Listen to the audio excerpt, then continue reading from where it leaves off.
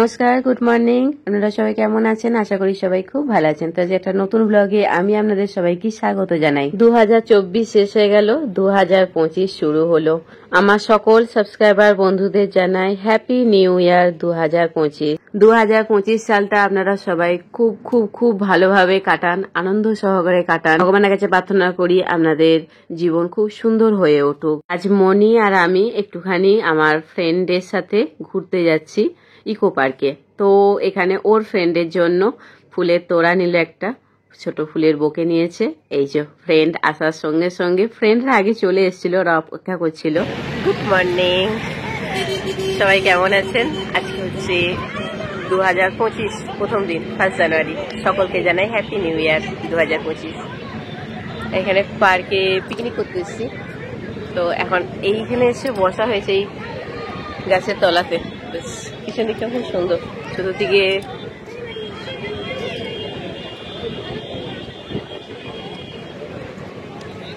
আমি আলা হয়ে গেছি। এখন এই জন্য একটুখানি বসেছি, খিদা পেয়েছে। মেন কথা হচ্ছে খাবো। সকাল থেকে উঠে থেকে রান্না বান্না কাজকর্ম হচ্ছিল, খুব খিদা পেয়েছে, খাবো।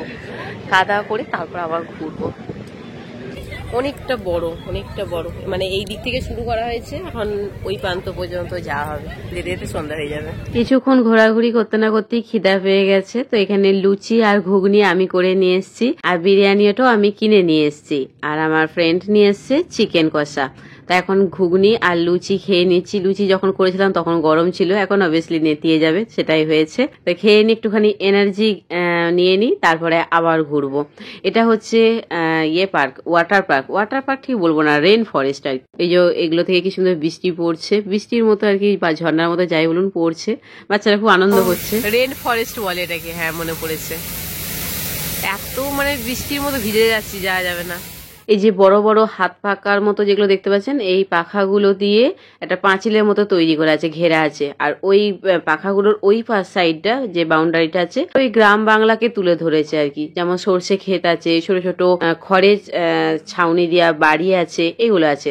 তো আমি যখন আগেবার ইকো পার্কে এসেছিলাম, তো তখন আমি এটাতে ঢুকেছিলাম। দেখতে পাচ্ছেন এই যে সর্ষে ফুলগুলো দেখতে পাচ্ছেন আপনারা, ঢুকেছিলাম। তো এবার আর এখানে ঢুকে সময় নষ্ট করবো না, তাহলে আমরা সবকিছু আর কি করতে পারবো না, কভার করতে পারবো না। আমাদের এই সোলার ডোম যেটা, এটা নতুন খুলেছে এখানে, তো এইটা আমরা দেখার এবারে খুব ইচ্ছা আছে। এই ইকো পার্কে যতবারই আসি পুরোটা আমি কভার করতে পারি না, এবং কভার করলে সবকিছু একবারে দেখে বেরোতে পারি না, ওই অল্প অল্প অল্প অল্প করে দেখে যেতে হয়। তো এর আগেবারে গ্রাম বাংলা দেখেছিলাম, এবারে সোলার ডোমটা দেখবো।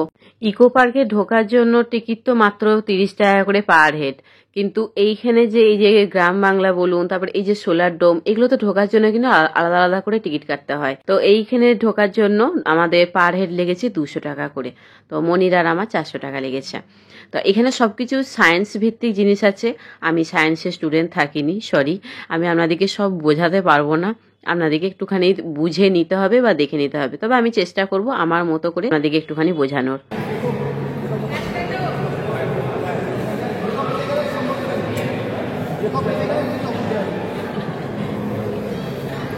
এখানে বড় বড় সায়েন্টিস্টদের সুন্দর সুন্দর মূর্তির মতো, পাথরের মূর্তির মতো বানিয়ে রেখেছে।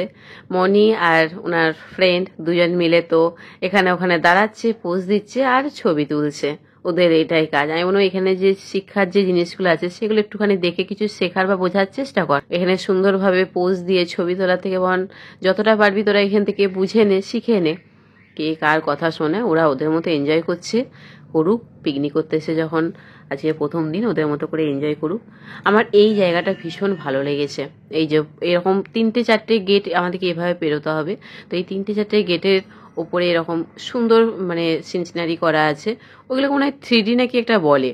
তো দেখতে বেশ ভালো লাগছে। এখানে মেনলি তুলে ধরেছে আর কি কিভাবে দূষণ হচ্ছে, এর ফলে এত এই যে গ্লোবাল ওয়ার্মিং হচ্ছে, সেইগুলো কি আর কি এখানে তুলে ধরেছে। চতুর্দিকে এই যে বৃষ্টি হচ্ছে, এখানে ওখানে ডুবে যাবে। কিন্তু এখানে যেটা লেখা ছিল একটা দেখলাম যে 2030 সালে নাকি আমাদের কলকাতা জলের তলায় ডুবে যাবে। তো ওটা একটু দেখে আনন্দটা কোথায় যেন একটুখানি মলিন হয়ে গেল। তো চলুন আপনারা এগুলো দেখতে থাকুন। আমি এর বেশি আর কিছু বোঝাতে পারলাম না, সরি। বাকিটা আমাকে মিউজিক দিতে হবে।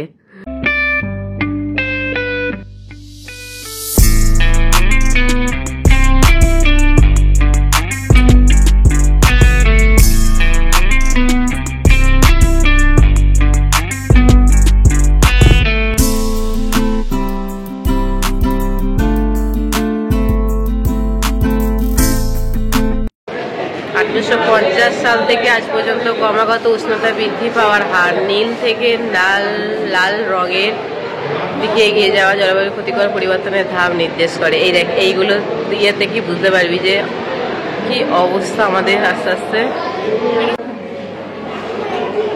অসাধারণ। আচ্ছা, এইভাবেই কি আমরা একটু করে ধাপে ধাপে উপরে উঠছি? এটা গ্রাউন্ড। আচ্ছা,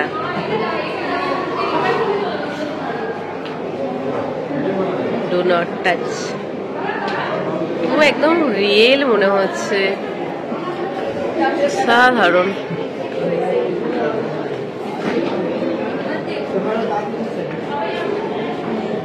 এই জিনিসগুলো দেখতে দেখতে আমরা আর কি উঠে যাচ্ছি। আর সাইড গুলোতে এত সুন্দর সুন্দর এই যে কারুকার্য করা আছে, মানে কোথাও একটু বোর হবেন না, যেদিকেই তাকাবেন সেদিকেই শুধু সায়েন্স আর সায়েন্স দেখতে পাবেন। আমার ফ্রেন্ড একটুখানি বোঝানোর চেষ্টা করছে আমার মেয়ে দুজনকে। দেখো, এর কোনো শেখার কোনো ব্যাপার নাই, এ শুধু চারিদিকে টহল দিচ্ছে, দেখেছো রায়না? ও তাহলেও শিখছে দাঁড়িয়ে, তুমি বলছো। আর এর দেখো,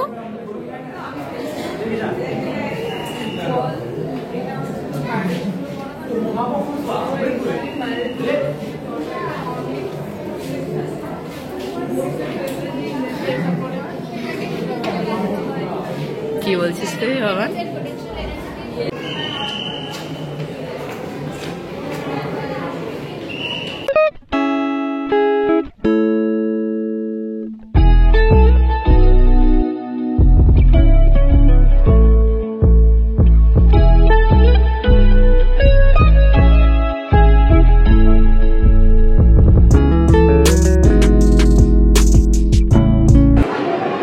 ফাইনালি ওপরে উঠে আসতে পারলাম।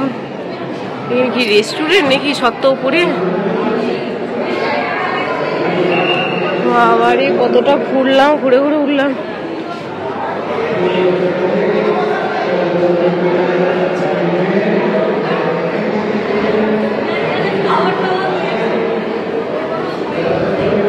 লাইট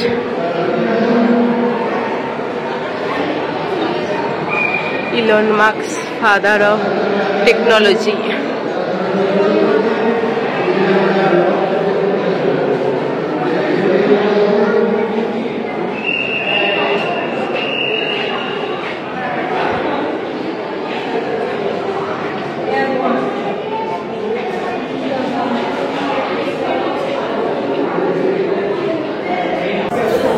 এটার ভেতরে কি আছে বাবা? আমি একটু ঢুকে দেখি।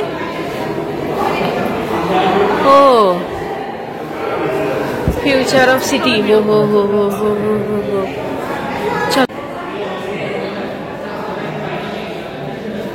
কত টপে আসলাম আমরা, দেখতে পাচ্ছি কতটা উঁচুতে আছি।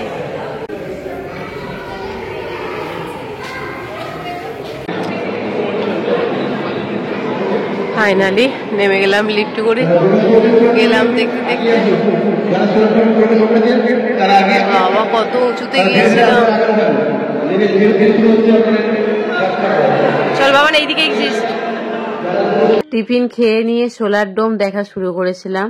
এত ঘুরে ঘুরে ঘুরে ঘুরে ওটা হয়েছে। হ্যাঁ, নামার সময় লিফটে করে নেমেছি, তাও আমি অনেকগুলো ক্লিপ দিইনি, কারণ তাহলে ভিডিওটা অনেকটা লেন্দি হয়ে যাবে, কারণ ওর ভিতরে আরো অনেক কিছু ছিল। তো আপনাদের এত কিছু আমি দেখাতে পারলাম না, আর এত বড় লেন্দি ভিডিও আপনাদেরও ভালো লাগবে না। এখানে এখন এবারে ফাইনালি খেতে বসে গেছি, খুব খিদা পেয়েছে। বিরিয়ানি আর চিকেন কষা আমি বলেইছিলাম, তার সাথে কোল্ড ড্রিঙ্কস। তো চলুন খেয়ে নিয়ে তারপরে একটুখানি 5-10 মিনিট একটুখানি রেস্ট করে নেবো, নিয়ে আবার ঘোরাঘুরি শুরু করব। একদম সন্ধ্যা থেকে পর্যন্ত তো ঘোরাঘুরি করব। এই পার্কটার মাঝখানে একটা বড় ঝিলের মতো আছে আর কি।